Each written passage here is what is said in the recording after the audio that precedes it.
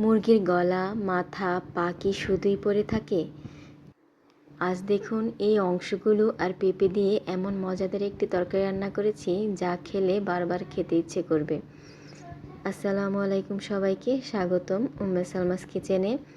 মুরগির মাংস তো সবাই খায়, কিন্তু অনেক সময় গলা, মাথা, পা এগুলো আলাদা করে রেখে দেই। সেই অংশগুলো আর পেঁপে দিয়ে তৈরি করছি দারুণ মজার ঘরোয়া একটি তরকারি। তাহলে চলুন রেসিপি শুরু করি।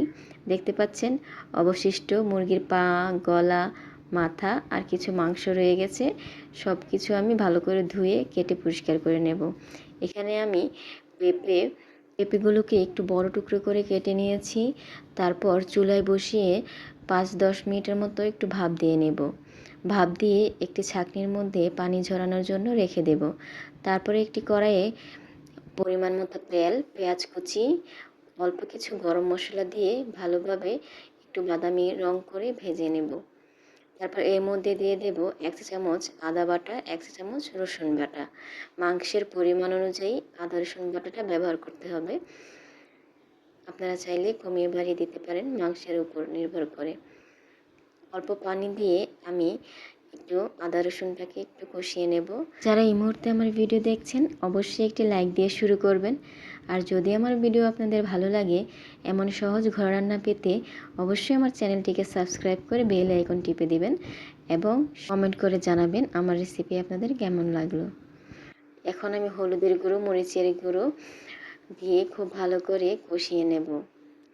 পরিমাণ মতো লবণ দিয়ে দিব। এর মধ্যে আমি ধনিয়ার গুঁড়ো ব্যবহার করিনি, আপনারা চাইলে ধনিয়ার গুঁড়ো ব্যবহার করতে পারেন। পরিমাণ মতো লবণ দিয়ে মাংসগুলোকে দিয়ে ভালো করে কষিয়ে নিতে হবে। আমি কিন্তু মুরগির পাগুলোকে গরম পানি দিয়ে 2-3 বার খুব ভালো করে পরিষ্কার করে ধুয়ে নিয়েছি। ছোট ছোট টুকরো করে দিয়েছি পাগুলোকে। এখন খুব ভালো করে নেড়েচেড়ে কষিয়ে নেব। ঢাকনা দিয়ে ভালো করে ঢেকে দিয়ে কষিয়ে নিতে হবে অনেকক্ষণ। অনেক সময় দেখা যায় মাংস খাওয়া হয়ে যায়, যে কোনো রকমের সবজি দিয়ে যদি এরকম গলা, পা, মাথা, গিলা এগুলো রান্না করে দেন তাহলে অবশ্যই সবাই খুব পছন্দ করে খাবে। যারা সবজি খেতে চায় না, মাংস পছন্দ করে, তারাও এই তরকারিটি খুব মজা করে খাবে। তাহলে সবজিও খাওয়া হবে আর ফ্রিজে থাকে অবশিষ্ট অংশগুলোও খাওয়া হয়ে যাবে। আবারও বলে রাখি, অবশ্যই এই তরকারিটা রান্না করার সময় খুব ভালো করে কষিয়ে নিতে হবে। আর যদি পারেন ঝালের পরিমাণটা একটু বাড়িয়ে দিতে ভালো হয়, কারণ এর মধ্যে আমি যে অংশগুলো ব্যবহার করেছি একটু ঝাল ঝাল হলে খেতে ভালো লাগে। আমি এর মধ্যে গোলমরিচ দিয়েছি, শুকনো লাল মরিচের গুঁড়ো দিয়েছি, তারপর কাঁচামরিচ দিয়ে দিব কয়েক ফালি। ভাপ দিয়ে পানি ঝরিয়ে রাখা পেঁপেগুলো আমি দিয়ে দিচ্ছি। এখানে আমি কয়েক টুকরো জালি কুমড়ো ছিল আমার ফ্রিজে, সঙ্গে দিয়ে দিয়েছি। আপনারা আবার বলবেন না যে বললো পেঁপে, কিন্তু দেখা যায় জালি কুমড়ো, তা না, পেঁপে বেশি অর্ধেক। আপনারা যেরকম সবজি ইচ্ছে দিতে পারেন, কোনো সমস্যা নাই।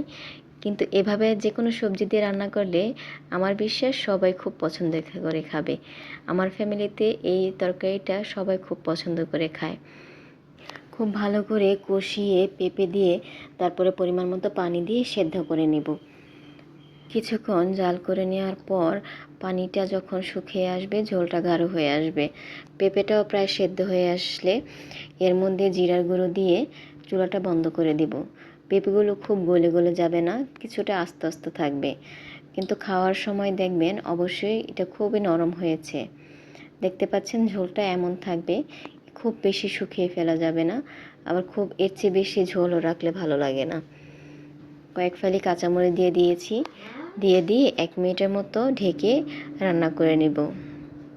আপনারা চাইলে এর মধ্যে ধনিয়া পাতা কুচিও দিতে পারেন। আমি এখানে অল্প কিছু ধনিয়া পাতা কুচি দিয়েছি। ধনিয়া পাতা দিয়ে অবশ্যই কিছুক্ষণ ঢেকে রান্না করবেন, তাহলে ধনিয়া পাতা যে ঘ্রাণটা আছে সেই ঘ্রাণটা তরকারির মধ্যে খুব ভালোভাবে মিশে যায়। তৈরি আমার মুরগির পা, গলা, মাথা, মুরগির মাংস সব কিছু দিয়ে একটি সুন্দর সবজি তরকারি। আজ এ পর্যন্তই, আবার হাজির হয়ে যাব নতুন কোনো রেসিপি নিয়ে।